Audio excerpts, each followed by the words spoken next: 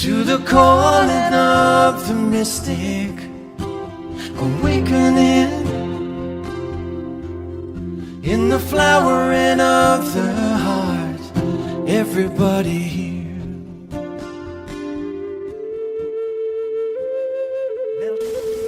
We live in extraordinary times. Of this there is no doubt. The word awakening is used over and over to describe this epic pace of advancing insights and understandings into how the universe works. It's led us into innovation and invention unlike anything mankind has ever known.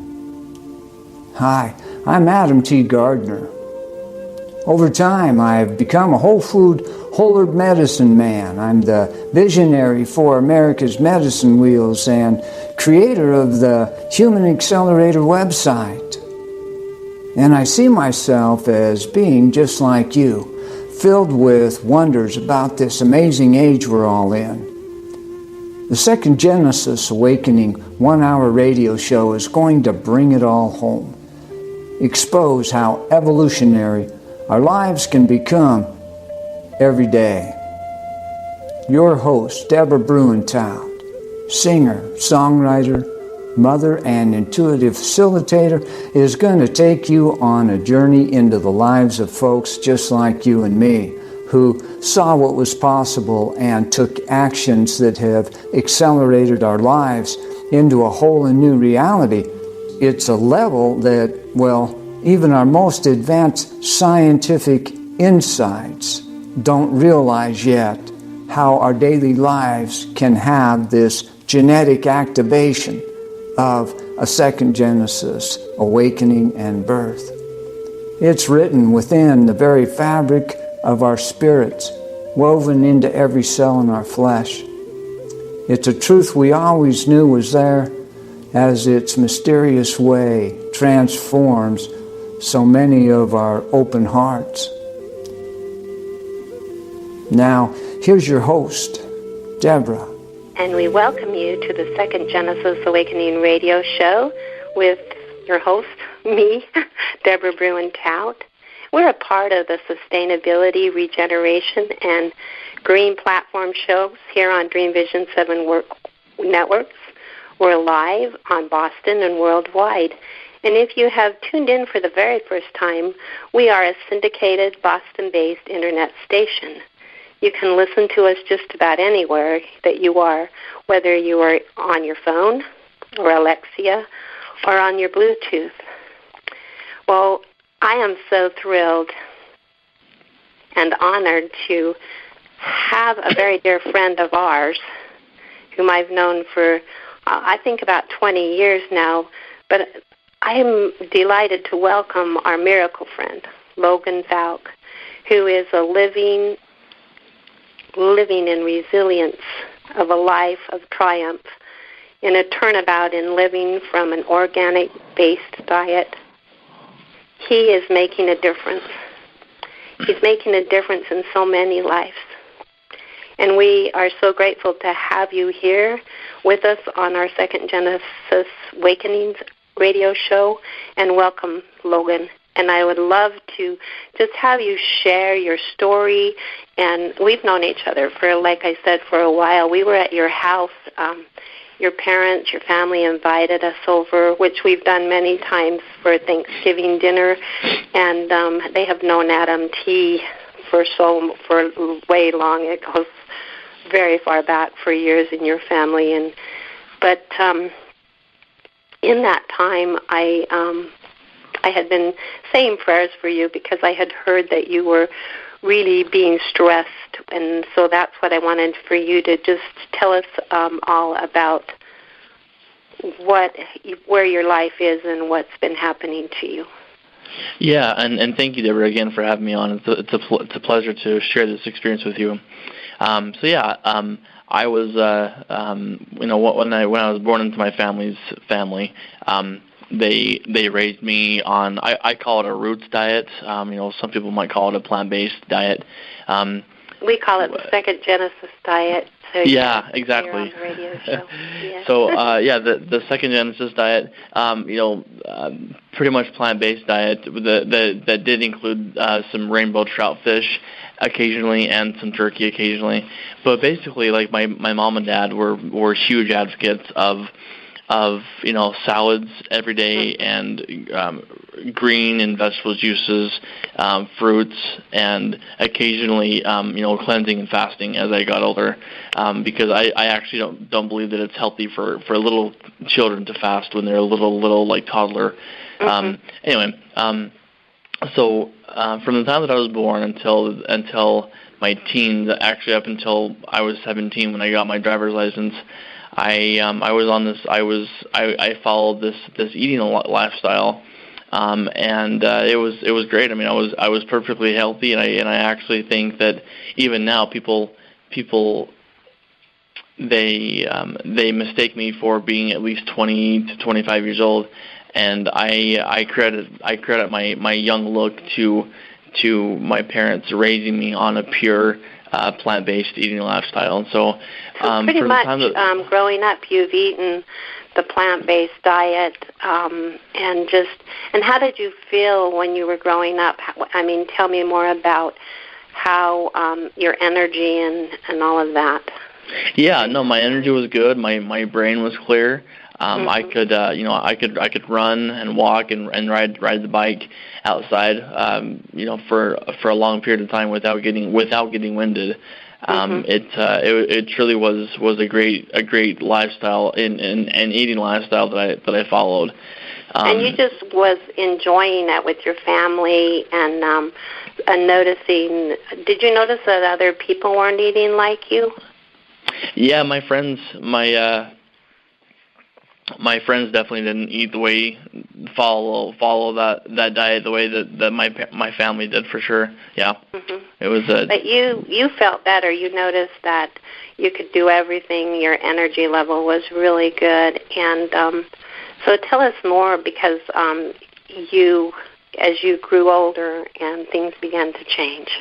Yeah, so I'm like you said, I had lots of energy, I had clarity of mind, and I was happy. And not to say that I wasn't happy when I was not following that strict diet, because I did a service mission for my church, in which that brought me joy and happiness.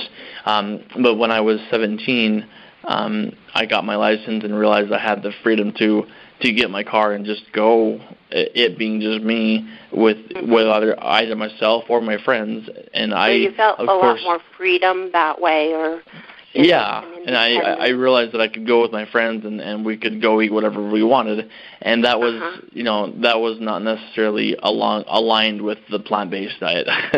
So I know that a lot of times in Adam T's book he talks about the sad menu and the original Happy Meal, and so kind of being with that happiness of your energy and that, and then what I hear is that when you got your license and got to drive and went out with your kids, with other kids, then that we have a resonant, friends and that. So did you start eating junk food then, or?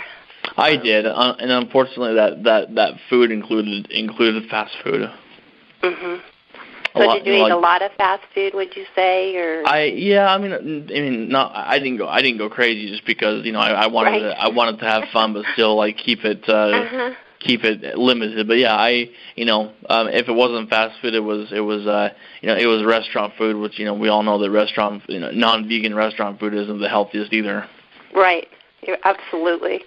And we have this feeling of preparing our own foods and just the whole lifestyle of it. So yeah, but at that time you're probably 16, right? Getting your license and just full of life and excited to. I remember getting the keys to my car. Or to my parents' car. Yeah, no. Yeah. And so exactly. And so that went on from for about a year and a half. I got this vehicle as a freedom, as my little freedom. And then I went to I went to Knoxville, Tennessee for my service mission, and in Knoxville, Tennessee, they don't necessarily encourage the plant-based diet. They're all about their barbecue. They're all about their barbecue and their cookouts and their tailgate parties, and just it's a party, especially when football's on. Right, and that's what we call the sad menu.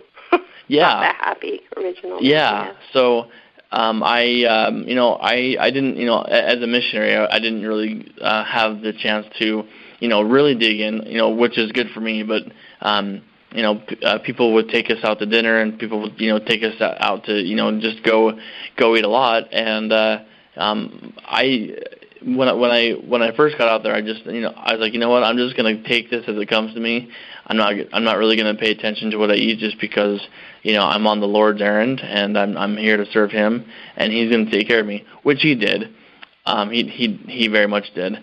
But as I started to go throughout my 2 years as a missionary, I noticed that I was developing, a cold here and there. I was developing a sore throat, and low energy. Had you had sickness before that much, before you started changing your diet? I did here and there, yeah. I had the occasional cold and the occasional sore throat and the occasional, what have you, lowness of energy. But I remember riding my bike and walking, and I started to get winded just because really, all that, and in the back of my mind, I had these thoughts of, well, I wonder if it's because you're eating kind of such a poor diet, and I tried to brush it off like, oh, it's not that, it's it's just because I'm exercising. But honestly, I wasn't eating the cleanest of diets when I was in Tennessee, so. Mm-hmm. Yeah, it's really not, and it's totally different than a all-based plant diet and what can happen to us. And so that's why I really love you sharing your story and really looking at the contrast, Yeah, no, it's this what I've learned so far. The second Genesis diet or the plant-based diet, it really is where it's at.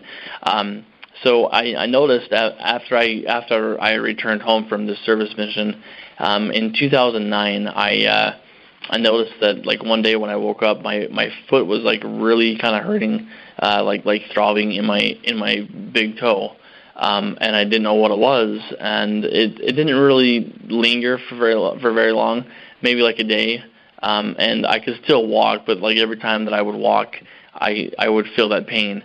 And it came and went, and I really didn't pay much attention to it. And then it showed up again a few years later. And somebody's like, "Oh yeah, that's uric acid built up in your foot. They told me that I had gout." And I'm like, "What is gout?" Like that, I had no idea. I had never heard of it before.